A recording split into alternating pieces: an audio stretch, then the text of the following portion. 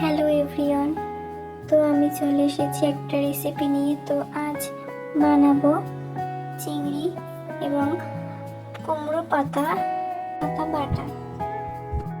তো তোমরা এটা বাড়িতে একবার বানালে তোমাদের বারবার বানাতে ইচ্ছে করবে, এতটাই টেস্টি হয়েছে। তো প্রথমেই আমি পাতাগুলোকে নিয়ে এসে ভালোভাবে একটা একটা করে ধুয়ে নিয়েছি। আর হ্যাঁ, তোমরা যারা যারা আমার ভিডিও দেখছো তারা প্লিজ চ্যানেলটাকে সাবস্ক্রাইব করে দেবে, যাতে পরের ভিডিওগুলো তোমাদের সামনে চলে আসে। এবার পাতাগুলো ধুয়ে নেওয়ার পর একটা একটা করে আমি একটা পাত্রে তুলে রাখছি। দেখো,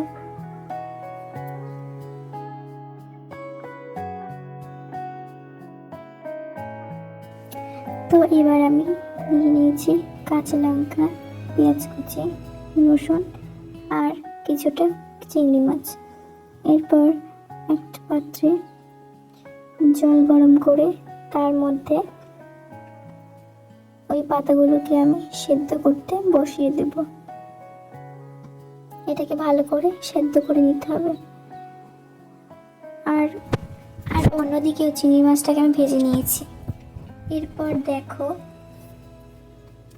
ওই সিদ্ধ করা পাতাগুলো আর ভাজা চিংড়ি মাছগুলো আমি একসাথে বেটে নেব।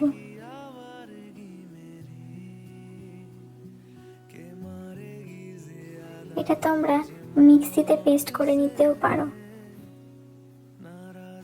তো আমি এখানে ভালো করে এটাকে বেটে নিচ্ছি।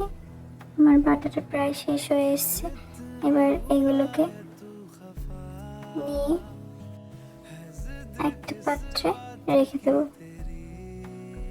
এরপর একটা কড়াইতে তেল গরম করে তার মধ্যে একটা শুকনো লঙ্কা, কিছুটা কালো জিরে আর কিছুটা কাঁচা লঙ্কা কুচি দিয়ে দিয়েছি। তোমরা যেমন ঝাল খাবে তেমন দেবে। আমি এখানে দুটো কাঁচা লঙ্কা কুচি কুচি করে কেটে দিয়েছি। এরপর দিয়ে দেব একটা পেঁয়াজ কুচি। তো এটাকে একটু ভাজা ভাজা করে নেব। এটা একটুখানি আর একটু লবণ দিয়ে দেবো। এটা একটুখানি লাল হয়ে আসলে তার মধ্যে ওই বাটাটা দিয়ে দেব। এবার এটাকে ভালো করে একটু তেলের মধ্যে ফ্রাই করে নেব। তো দেখো, এটা বেশিক্ষণ করতে হবে না, একটু অল্প ভাজলেই হয়ে যাবে, যেহেতু এটা সিদ্ধ করা আছে। তো আমার বাটাটা প্রায় রেডি হয়ে এসছে। এবার আমি তুলে নেব। তো এটা এবার পুরোপুরি রেডি হয়ে গেছে। তো আমার রেসিপিটা কেমন লাগলো অবশ্যই জানিও এবং বাড়িতে তোমরা ট্রাই করো।